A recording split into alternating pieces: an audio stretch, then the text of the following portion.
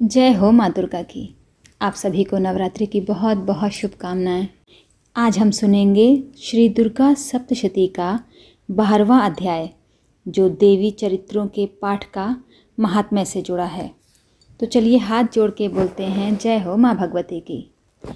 मैं 3 नेत्रों वाली दुर्गा देवी का ध्यान करता हूँ। उनके श्री अंगों की प्रभा बिजली के समान है।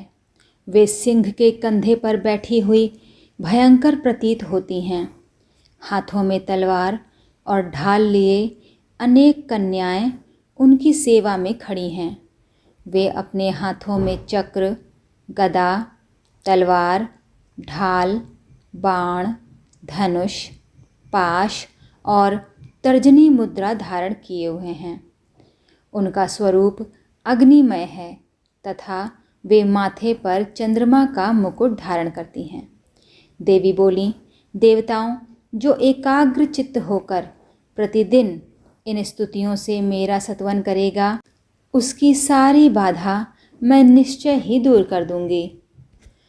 जो मधु कैटभ का नाश, महिषासुर का वध तथा शुंभ निशुंभ के संहार के प्रसंग का पाठ करेंगे तथा अष्टमी, चतुर्दशी और नवमी को भी जो एकाग्र चित्त हो भक्तिपूर्वक मेरे उत्तम महात्म्य का श्रवण करेंगे, उन्हें कोई पाप नहीं छू सकेगा।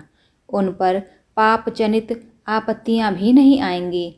उनके घर में कभी दरिद्रता नहीं होगी तथा उनको कभी प्रेमी जनों के विछोह का कष्ट भी नहीं भोगना पड़ेगा।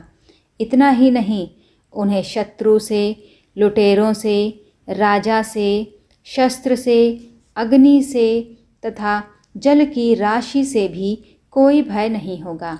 इसलिए सबको एकाग्र चित्त होकर भक्तिपूर्वक मेरे इस महात्म्य को सदा पढ़ना और सुनना चाहिए। यह परम कल्याणकारक है। मेरा महात्म्य महामारी जनित समस्त उपद्रवों तथा आध्यात्मिक आदि तीनों प्रकार के उत्पातों को शांत करने वाला है। मेरे जिस मंदिर में प्रतिदिन विधि पूर्वक मेरे इस महात्म्य का पाठ किया जाता है, उस स्थान को मैं कभी नहीं छोड़ती। वहाँ सदा ही मेरा सन्निधान बना रहता है। बलिदान, पूजा, होम तथा महोत्सव के अवसरों पर मेरे इस चरित्र का पूरा पाठ और श्रवण करना चाहिए। ऐसा करने पर मनुष्य विधि को जानकर या बिना जाने भी मेरे लिए जो बलि, पूजा या होम आदि करेगा, उसे मैं बड़ी प्रसन्नता के साथ ग्रहण करूँगी। शरत काल में जो वार्षिक महापूजा की जाती है, उस अवसर पर जो मेरे इस महात्म्य को भक्तिपूर्वक सुनेगा, वह मनुष्य मेरे प्रसाद से सब बाधाओं से मुक्त तथा धन धान्य एवं पुत्र से संपन्न होगा। इसमें तनिक भी संदेह नहीं है। मेरे इस महात्म्य, मेरे प्रादुर्भाव की सुंदर कथाएं तथा युद्ध में किए हुए मेरे पराक्रम सुनने से मनुष्य निर्भय हो जाता है। मेरे महात्म्य का श्रवण करने वाले पुरुषों के शत्रु नष्ट हो जाते हैं। उन्हें कल्याण की प्राप्ति होती है तथा उनका कुल आनंदित रहता है। सर्वत्र शांति, कर्म में बुरे स्वप्न दिखाई देने पर तथा ग्रहजनित भयंकर पीड़ा उपस्थित होने पर मेरा महात्म्य श्रवण करना चाहिए। इससे सब विघ्न तथा भयंकर ग्रह पीड़ाएं शांत हो जाती हैं और मनुष्यों द्वारा देखा हुआ दुःस्वप्न शुभ स्वप्न में परिवर्तित हो जाता है। बाल ग्रहों से आक्रांत हुए बालकों के लिए यह महात्म्य शांतिकारक है तथा मनुष्यों के संगठन में फूट होने पर यह अच्छी प्रकार से मित्रता कराने वाला होता है। यह महात्म्य समस्त दुराचारियों के बल का नाश करने वाला है। इसके पाठ मात्र से राक्षसों, भूतों और पिशाचों का नाश हो जाता है। मेरा यह सब महात्म्य मेरे समीप्य की प्राप्ति कराने वाला है। पशु, पुष्प, अर्घ्य, धूप, दीप, गंध आदि उत्तम सामग्रियों द्वारा पूजन करने से, ब्राह्मणों को भोजन कराने से, होम करने से, प्रतिदिन अभिषेक करने से, नाना प्रकार के अन्य भोगों का अर्पण करने से तथा दान देने आदि से 1 वर्ष तक जो मेरी आराधना की जाती है और उससे मेरी जितनी प्रसन्नता होती है, उतनी प्रसन्नता मेरे इस उत्तम चरित्र का एक बार श्रवण करने मात्र से हो जाती है।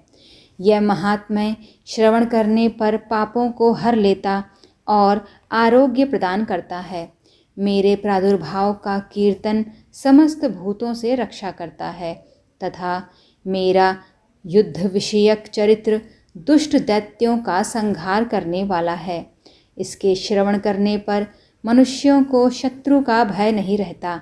देवताओं, तुमने और ब्रह्म ऋषियों ने जो मेरी स्तुतियाँ की हैं तथा ब्रह्मा जी ने जो स्तुतियाँ की हैं, वे सभी कल्याणमयी बुद्धि प्रदान करती हैं।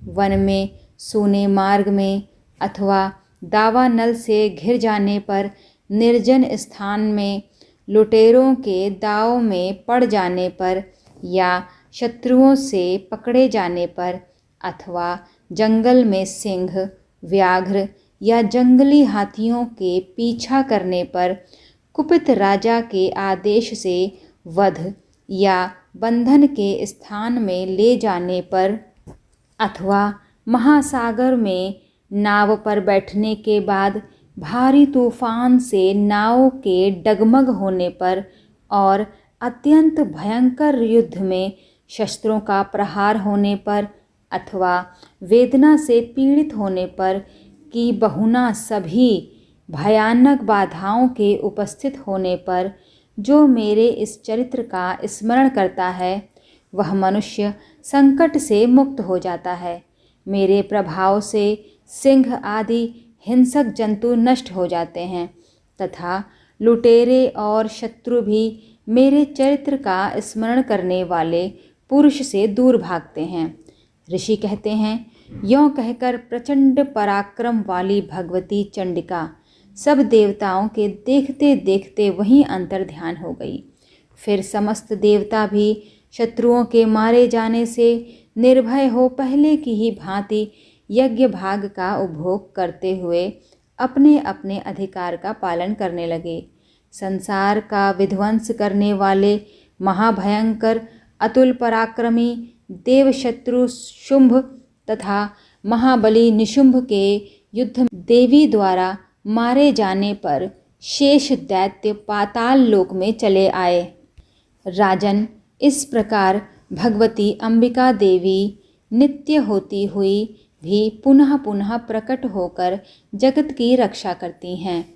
वे ही इस विश्व को मोहित करती, वे ही जगत को जन्म देती तथा वे ही प्रार्थना करने पर संतुष्ट हो विज्ञान एवं समृद्धि प्रदान करती हैं। राजन, महाप्रलय के समय महामारी का स्वरूप धारण करने वाली वे महाकाली ही इस समस्त ब्रह्मांड में व्याप्त हैं। वे ही समय समय पर महामारी होती और वे ही स्वयं अजन्मा होती हुई भी सृष्टि के रूप में प्रकट होती हैं। वे सनातनी देवी ही समयानुसार संपूर्ण भूतों की रक्षा करती हैं। मनुष्यों के अभ्युदय के समय वे ही घर में लक्ष्मी के रूप में स्थित हो उन्नति प्रदान करती हैं और वे ही अभाव के समय दरिद्रता बनकर विनाश का कारण होती हैं। पुष्प, धूप और गंध आदि से पूजन करके उनकी स्तुति करने पर वे धन, पुत्र, धार्मिक बुद्धि तथा उत्तम गति प्रदान करती हैं। इस प्रकार श्री मार्कंडेय पुराण में सावर्णिक मनवंतर की कथा के अंतर्गत देवी महात्म्य में फल स्तुति नामक 12वां अध्याय पूरा हुआ। तो सभी हाथ जोड़कर प्रेम से बोलिए जय हो माँ भगवती की। मेरी वीडियो को लाइक करिएगा, शेयर करिएगा। मेरे चैनल को सब्सक्राइब नहीं किया है तो प्लीज़ सब्सक्राइब कर लीजिएगा। जय माता दी।